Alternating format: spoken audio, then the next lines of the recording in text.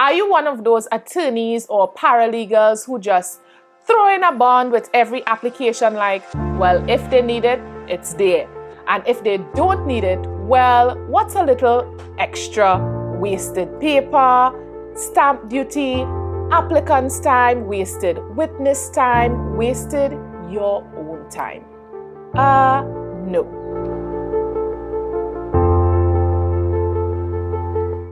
Hi estate hackers, welcome to our very first session at EstatePro Academy. I am Tovalyn Sandy, your companion to guide you through the twists and turns of estate law. Today, we're jumping into a topic close to the heart of estate administration bonds, or as we casually call it, a bond.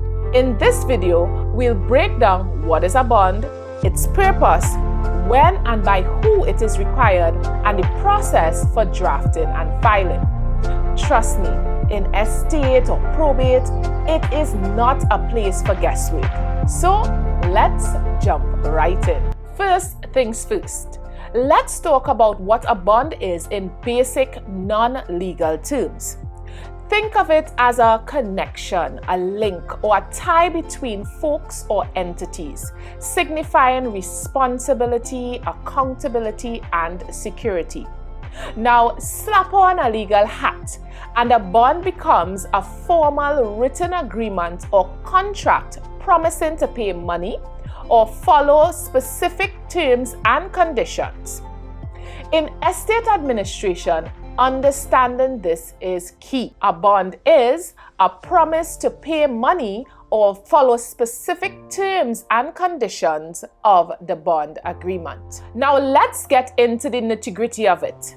An administration bond is like a financial guardian angel, making sure the estate administrator fulfills their responsibilities.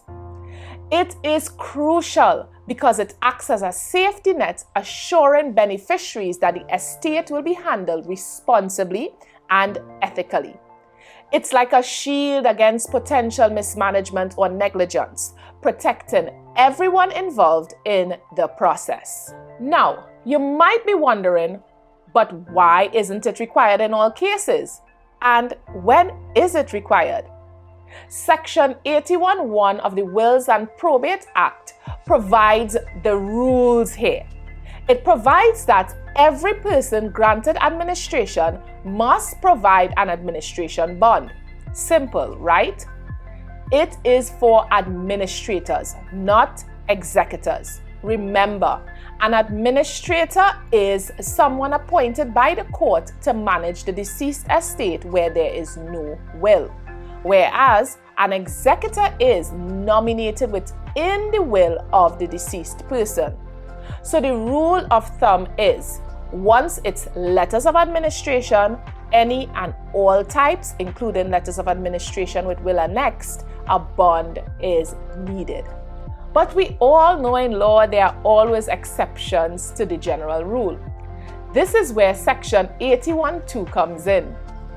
This section states that if the applicant is the spouse, only child, or sole next of kin, no bond is needed.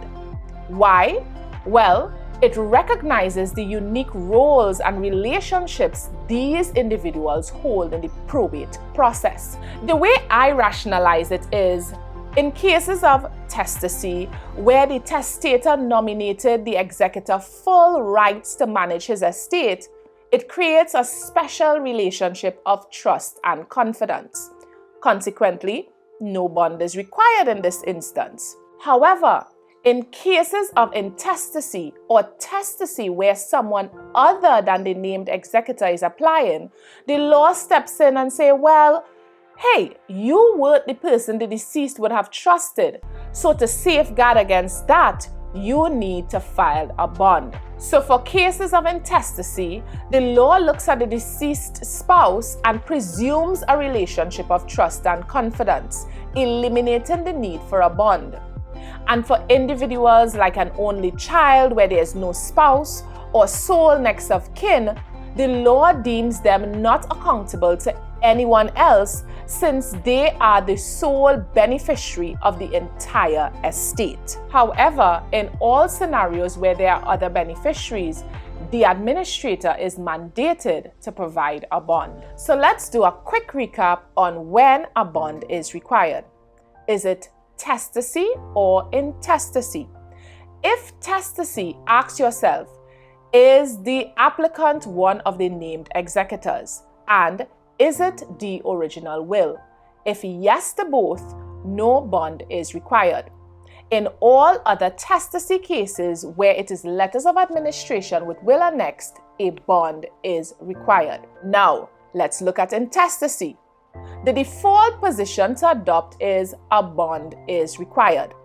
However, ask yourself, is the intended administrator the legal spouse, only child of the deceased where there's no spouse, or is the intended administrator the sole next of kin of the deceased?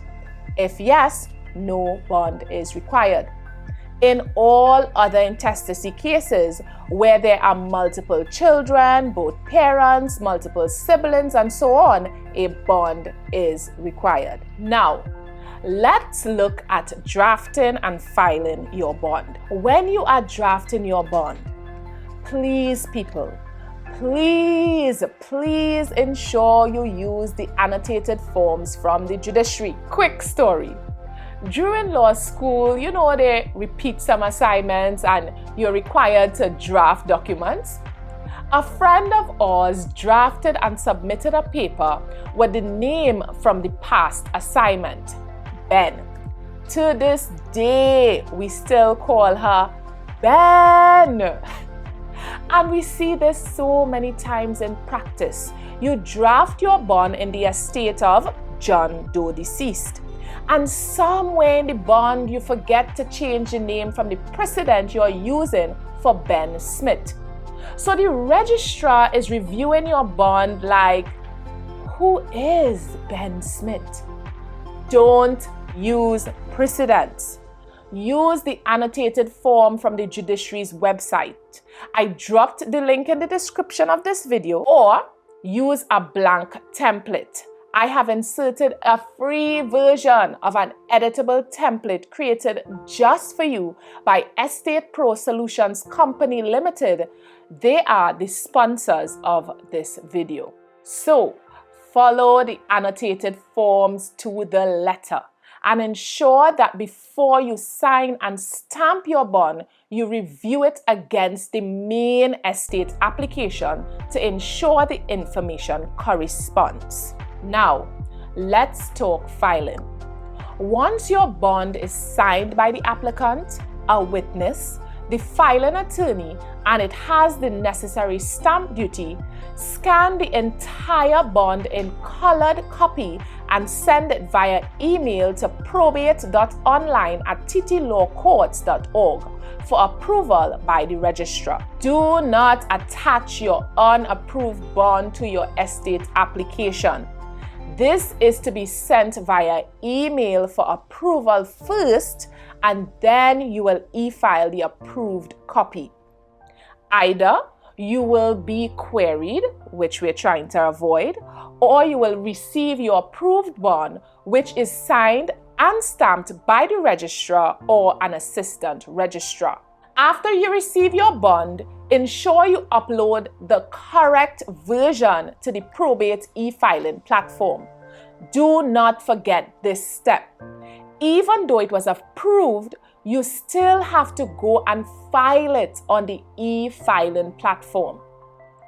After you have all your documents, make a request via hojpb.responses@ttlawcourts.org to submit a hard copy of your full file. When original copies are being submitted, ensure you print a colored copy of the approved bond with the registrar's stamp and signature along with your full file. It's that simple. So let's do a quick recap of the 7 steps from drafting to filing the bond. Step 1. Draft your bond using the annotated forms from the judiciary website or the editable version provided for you in the description of this video. Step 2. Review the entire bond against your estate file to avoid queries. Step 3. Have it signed by the applicant, a witness, and the filing attorney. Step 4. Head over to Inland Revenue and have your bond stamp duty. Step 5. Email the completed bond for approval by the registrar. Step 6. Once approved, upload the approved bond to the e-filing platform. Step 7. Print a colored copy of the approved bond and submit it along with your full estate file to the Estate Administration Office. So there you have it. No more guessing, estate hackers. A crystal clear guide on administration bonds. I hope this was educational and informative. If you learned something new, let us know in the comment section. Don't forget also to hit that like button, share this video, and subscribe so you won't miss the next video. I am Tovalyn Sandy signing off from EstatePro Academy. Until next time, keep hacking those estates one step at a time. See you in the next video.